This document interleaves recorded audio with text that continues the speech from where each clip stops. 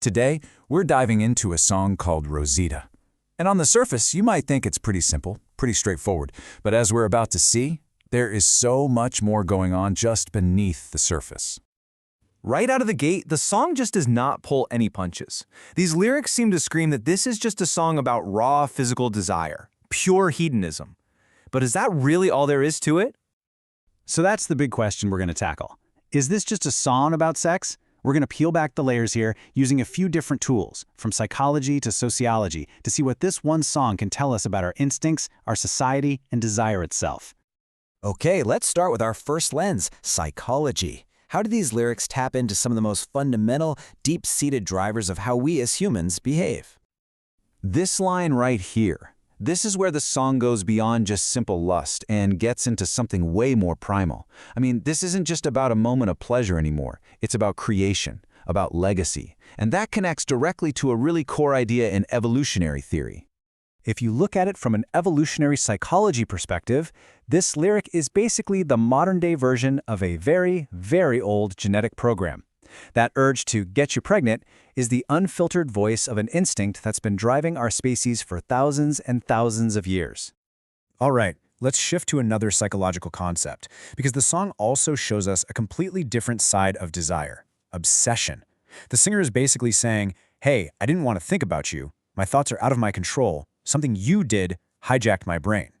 And you know what? There's a clinical term that perfectly captures this feeling. It's called intrusive thought. It frames this desire not as something you choose, but as this nagging, repetitive, almost addictive thought that has a life of its own, totally separate from what you consciously want. Okay, so we've looked at the mind. Now let's move from the mind to the brain itself. Let's explore the pure biology, the raw chemistry that's happening behind the attraction described in the song. Now this line, comparing a person to a drug, it seems like it's just there for shock value, right? But from a neurological point of view, it's actually a surprisingly perfect metaphor for what is physically happening inside your brain during intense attraction.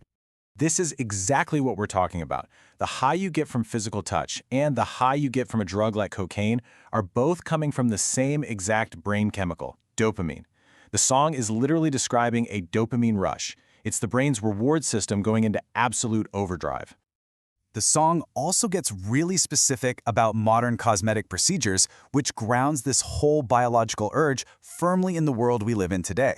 And that brings up a really fascinating question. Are these beauty standards biological, or are they social? And the answer is, it's both. Of course it is. What we find beautiful is shaped by this powerful mix of deep evolutionary instincts that signal things like health and fertility, and the social pressures and beauty trends that are happening right here, right now.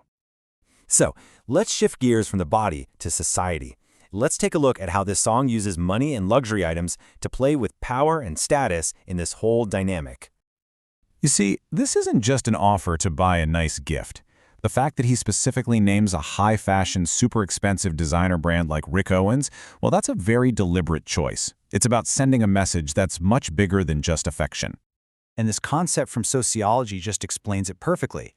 Giving someone Rick Owens isn't just a financial transaction. It's a performance. It's using a luxury good as symbolic capital to show off your power, your wealth, your social status. And that completely changes the power dynamic in the relationship. Okay, for our final deep dive, let's look at the words themselves. How is language being used in this song not just to describe something, but as a tool to actively exert control?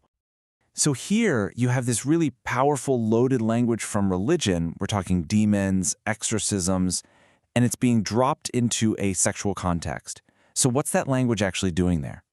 And you can see the difference right here. The words aren't meant to be taken literally. They're performing an action. By calling her sexuality a demon, the singer gets to be the exorcist. He's the one in control, the one with the power to either unleash her desire or tame it.